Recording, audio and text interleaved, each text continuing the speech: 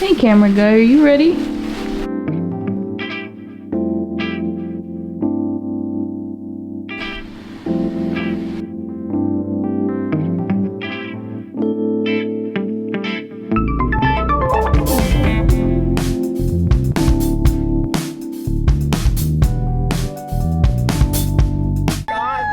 Such a pop outside!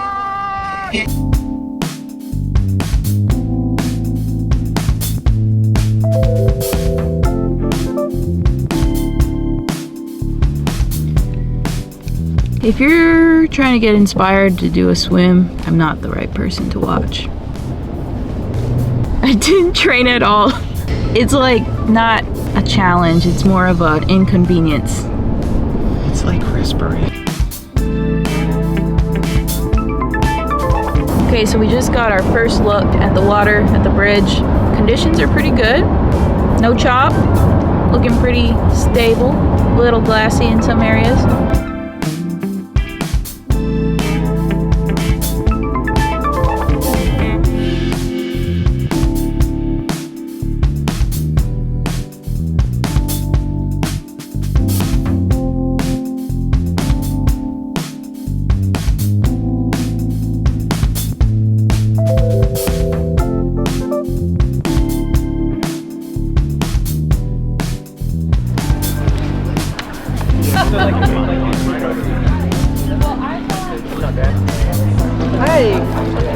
Okay, so I just checked in. They numbered my hands and they gave us this cap. Yeah, and then you get this bag and it's just a garbage bag and you put whatever you take on the boat with you inside it, like your flip-flops or sweater or whatever. And then they send this to the finish line so you can pick it up when you're done.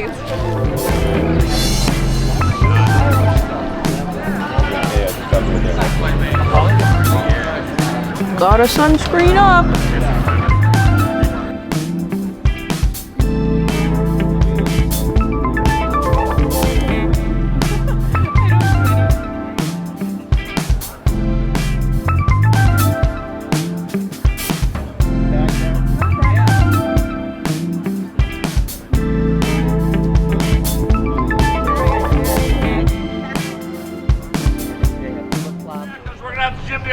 I met my bride 30 years ago. I was a stud.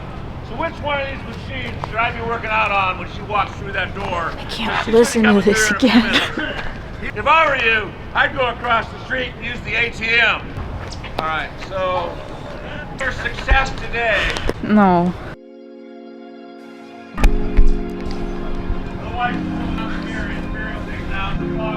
I haven't heard that variation of the joke yet. You learned to read the room.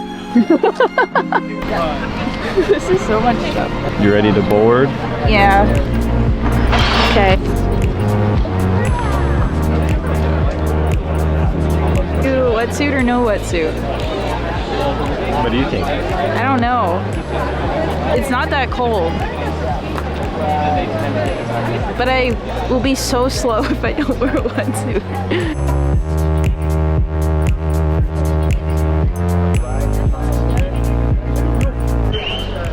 You ready? Yeah, so ready. Just a casual swim across the bay. Where'd your wetsuit go? Over there.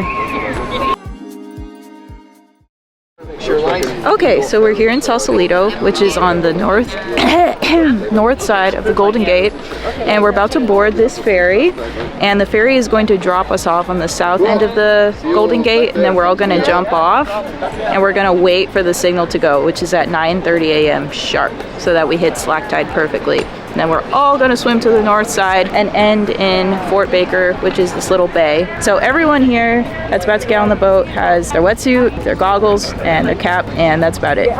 But I'm still haven't decided if I'm going to wear my wetsuit or not, so I might bring it on the boat. If I don't want to wear it, I'll just send it back in the bag that they provide. So yeah.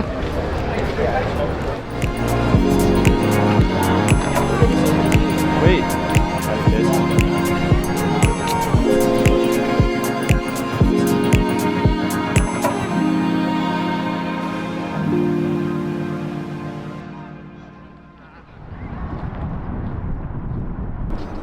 There's the boat. It's right there. Okay, it's 9:20 a.m. And according to the schedule, it says, athletes disembark. The first ferry horn blast will signal when to start jumping off the ferry. Getting everyone off the boat will take about 5 minutes. The race will start approximately 1 minute after the last swimmer jumps off the ferry. Oh, so right now they're all jumping in. Since we left from the staging area in Sausalito, it's gotten a lot colder and a lot windier. So should be interesting. See how she feels when she gets out. Swim to this bay, and then they're gonna run up through here and end it. All right, the race has officially started. I'm out at the edge, and I'm gonna go see if we can get a shot of the boat.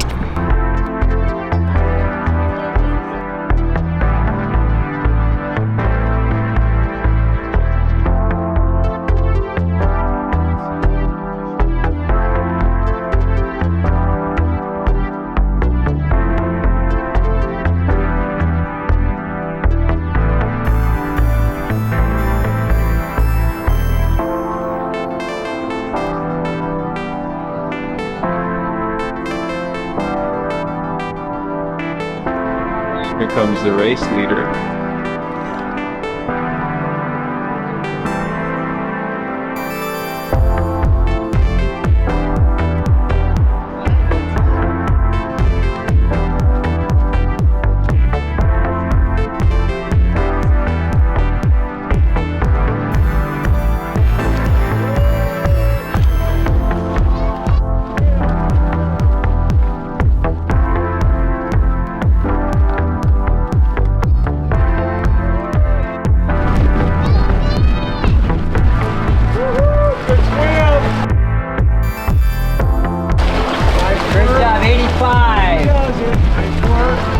Good job, Al! 112! You did it! How do you feel?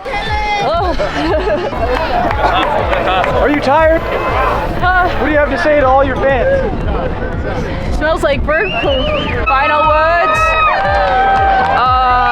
That was cold, but only for like the first 5 minutes.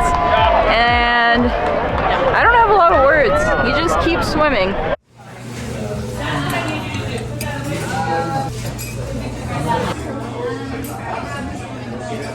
So, the other camera ran out of battery. Can't hear anything we're saying. But we're getting breakfast now.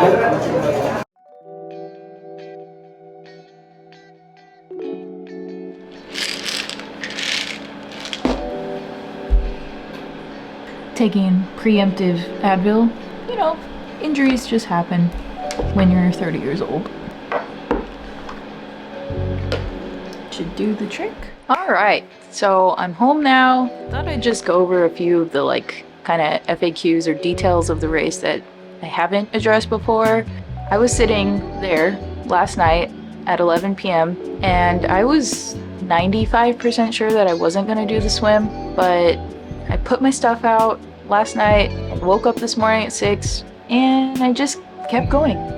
Decided to do it because why not? Because yesterday I was thinking about my mortality and about how when I'm like 85 years old, I might not be able to do stuff like this anymore. So I might as well just go do it. And I always am glad I did.